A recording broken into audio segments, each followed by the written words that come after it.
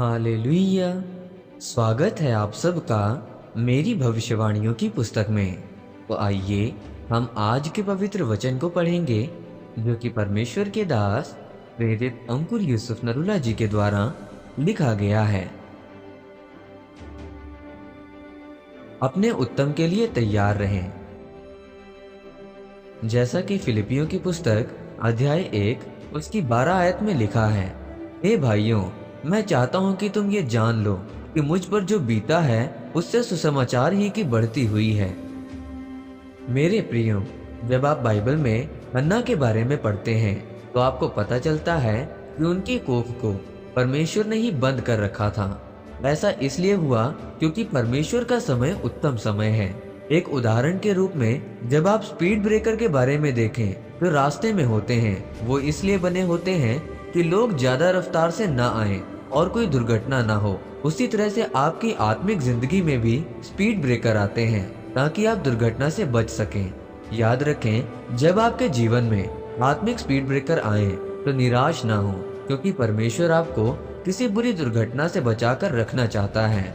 मेरे प्रियो, जब आप प्रेरित पौलुस के बारे में पढ़ें तो उसकी जितनी पत्रियां आज आप पढ़ रहे हैं, उसने वो सब पत्रियां तब लिखी थी जब वो जेल में कैद था। अब एक बात का ध्यान दें, पौलुस इतना ज्यादा व्यस्त था क्योंकि उसके पास सबसे अधिक कलीसियाएं थीं, सबसे अधिक लोग थे। पौलुस सबसे ज्यादा गैर भाषा में बातें करता था, घर घर जाकर परमेश्वर का वचन बताता था और कलीसियाओं को स्थापित करता था। इतना ज्यादा व्यस्त होने के कारण वो कभी इतनी पत्रियां ना लिख पाता जो उसने जेल में लिखी, और जेल में ही रोमी पलटन के पूरे घराने ने और सभी परमेश्वर में आ गए। मेरे प्रियो, पौलुस का जेल जाना एक स्पीड ब्रेकर था। अगर पौलुस आत्मिक इंसान ना होता तो परमेश्वर से कहता कि परमेश्वर, तुझे क्या फायदा होगा अगर तू मुझे जेल में डाल देगा। जो काम मैं बाहर रहकर कर रहा हूँ वो नहीं कर पाऊंगा। लेकिन परमेश्वर एक बात जानते थे कि पौलुस जितना भी काम जेल के बाहर कर ले, पर जो पत्रियां उसके द्वारा जेल में लिखी जाएंगी वो पढ़कर आज के समय में हर एक जन आशीष पाएगा। इसीलिए मेरे प्रियो, अगर आपके जीवन में स्पीड ब्रेकर आए तो उससे घबराना नहीं है और ना ही दुखी होना है, क्योंकि इसी में परमेश्वर आपके लिए उत्तम को तैयार कर रहा है। याद रखें, परमेश्वर जानते हैं कि कब और कहां आपके जीवन को मोड़ना है, लेकिन आपको उसके लिए मूल्य अदा करना पड़ेगा ताकि परमेश्वर आपके उत्तम को आपके अंदर से निकाल सके।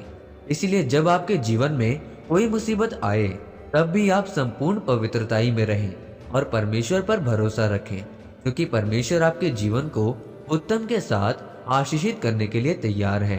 आमीन। आइए इस घोषणा को आप मेरे साथ एक मन होकर ग्रहण करें।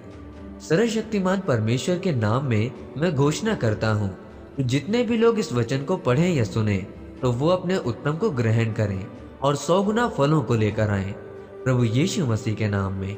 आमीन। परमेश्वर आप सबको आज के वचन के ऊपर मनन करने के द्वारा आशीषित करें। आमीन।